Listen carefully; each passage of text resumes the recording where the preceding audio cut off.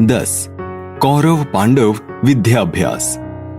કૌરવ પાંડવના સુષુપ્ત ગુણ અને કૌશલ્યને વિકસાવવાની તક આપવા તથા તેમને અજોડ યોદ્ધા બનાવવાનું યુદ્ધ શિક્ષણ આપવાની ઉત્કટ ઈચ્છા અને ઉત્કંઠા ભીષ્મને હતી. આ માટે સર્વશ્રેષ્ઠ ઉત્કૃષ્ટ ગુરુ ફક્ત દ્રોણાચાર્ય જ હતા. ભીષ્મ એમને શોધી રહ્યા હતા.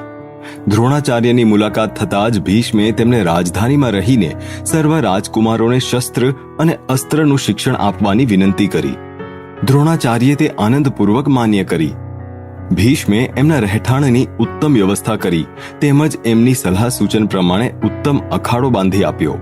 શ્રેષ્ઠ સુવિધાઓ નિર્માણ કરાઈ. સર્વ રાજકુમારોનું ગુરુ દ્રોણાચાર્યની દેખરેખ હેઠળ શિક્ષણ શરૂ થયું. સૂર્યોદયથી 2 ઘટિકા પૂર્વે જ તેમની દિનચર્યા આરંભાતી. પ્રાર્થના, ધ્યાન, વેદાભ્યાસ અને વ્યાયામ, શસ્ત્ર અસ્ત્ર તથા શાસ્ત્રોનો અભ્યાસ, હાથી ઘોડા રથની સવારી તથા શસ્ત્ર પ્રયોગની કૌશલ કારીગરીનું શિક્ષણ વગેરે દિવસભરની ભરપૂર પ્રવૃત્તિમાં તેઓનો સમય ક્યાંય વીતી જતો.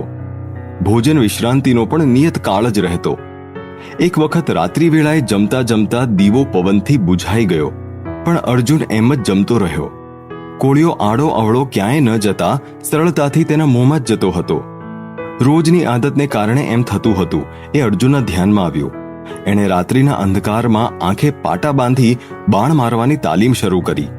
જલ્દીથી તે પણ શબ્દવેધી બાણાવલીની પંગતમાં જઈ પહોંચ્યો.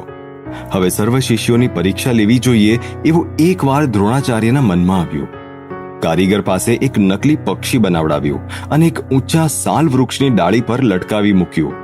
એ પછી એ વૃક્ષથી દૂર એક વિશિષ્ટ સ્થળ પાસે સર્વ વિદ્યાર્થીઓને ઊભા રાખ્યા. એ હાલતા આભાસી નકલી પક્ષીને એક બાણથી ઉડાવવાનું હતું. યુધિષ્ઠિરથી માંડીને બધાને ધનુષ્ય સજ્જ કરાવીને ત્યાં વર્તુળમાં ઊભા કર્યા. પ્રત્યેકને પૂછતા ગયા, બરોબર ધ્યાન રાખીને જો, તને શું શું દેખાય છે?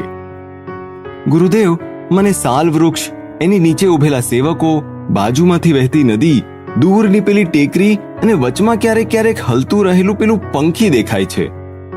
નિરાશ ભર્યા સૂરે ગુરુદેવ કહેતા, બાણ છોડતો નહીં, જગા પર પાછો જા. અર્જુનને છોડીને લગભગ આવો અથવા આને મળતો જ ઉત્તર બધાએ આપ્યો.